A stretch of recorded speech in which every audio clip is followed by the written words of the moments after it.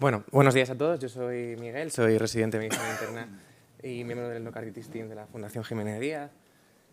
Y bueno, pues efectivamente voy a presentar un poco pues cómo se ha cambiado el manejo de los pacientes antes y después de implantar pues, el equipo del Endocarditis Team, ¿no? Después de implantar un proyecto siempre está bien evaluar estos procesos y ver qué estamos haciendo bien, qué estamos haciendo mal, qué podemos mejorar, ¿no? Y esto es un poco el ánimo de esta presentación y de este estudio, que sobre todo pues, es más interno para nosotros, ¿no?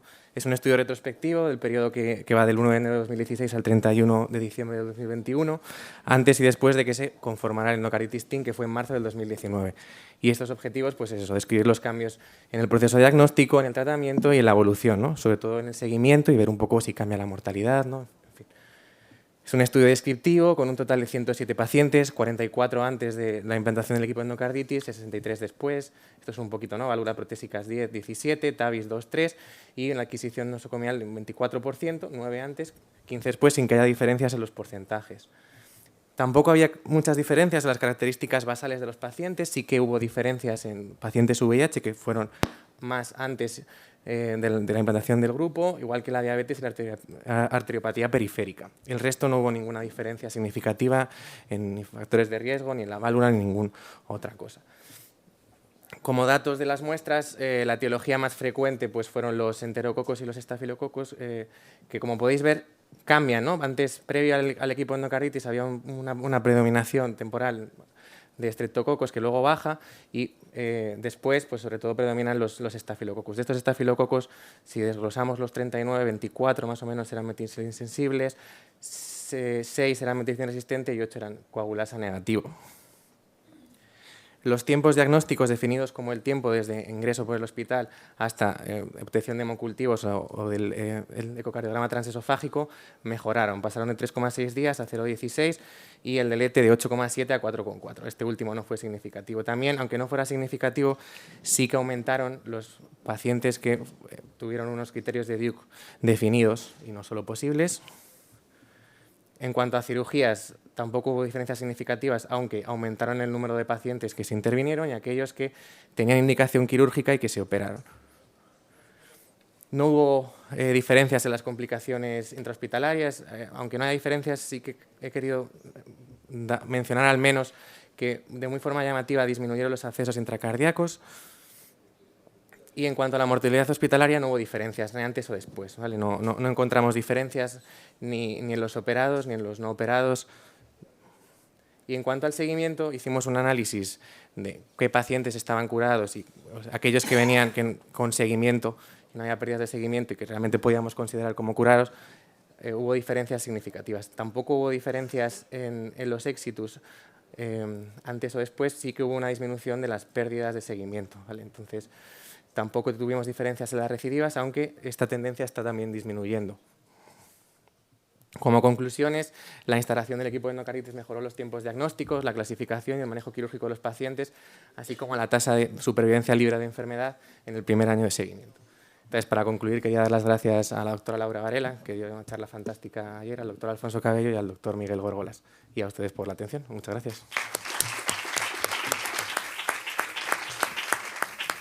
¿Tenemos alguna pregunta? El doctor Ramos. Bueno, enhorabuena por haber mirado estos datos. Este estudio tiene una característica que podría valer también para pre-COVID y post-COVID.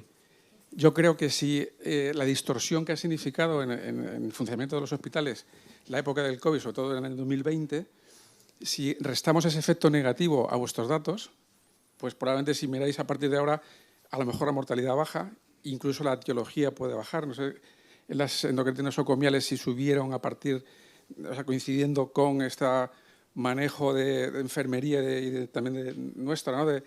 Un poco más complicado por el hecho del COVID. Y yo creo que si hacéis una nueva foto ahora, sale todavía mejor.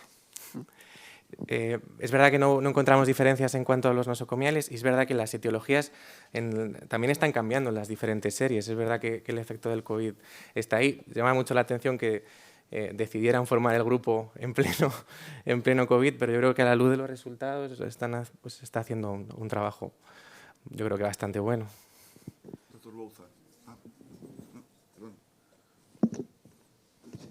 aprovechando tu presentación, me permite decir dos cosas con un mínimo recuerdo histórico.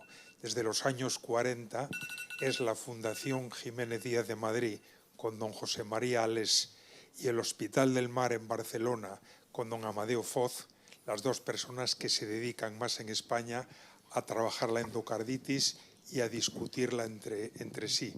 Y en tu institución es muy importante recordar que durante muchos años después la persona que ha hecho más y ha contribuido más a la endocarditis ha sido Manuel Fernández de Guerrero. Valga tu presentación como motivo de satisfacción y como homenaje a esas tres personas y a las instituciones, ¿no? Muchas gracias por el comentario. El doctor Ales me queda un poco más lejos, pero es verdad que el doctor Fernández Guerrero es una inspiración para todo, pues para toda medicina interna y para toda la unidad de infecciosas. Y bueno, ahora mismo también el doctor Górgolas, que es discípulo suyo, pues la verdad que hacen un trabajo fantástico. Manolo justo se jubila antes de la formación del grupo, pero es verdad que prácticamente la totalidad de todo lo que se hace en relación con endocarditis pues bebe de la fuente de Manolo. Oír las discusiones y los comentarios en los premios de esas dos personas, sobre todo de don José María y Foz, era un placer, porque entre ellos ya mayores decían, ¿se acuerda cuando competíamos? Muy bien.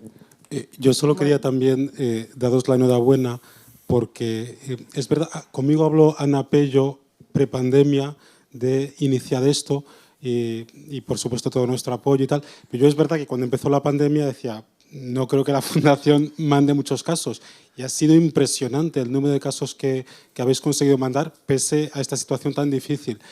Y luego también, hombre, aparte de la confusión del COVID, y yo creo que hay que tener un poquito de paciencia, me refiero. O sea, no hay ningún fármaco, ninguna actuación que con tan pocos pacientes puedas ver unos cambios en cifras de mortalidad, etcétera.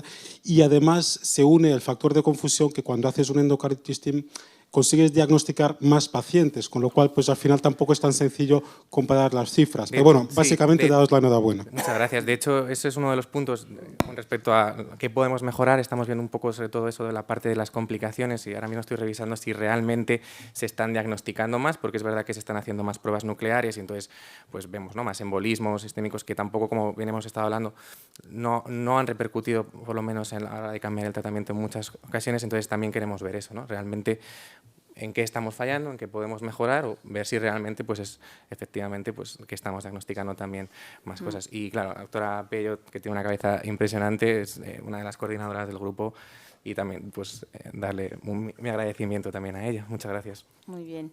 Pues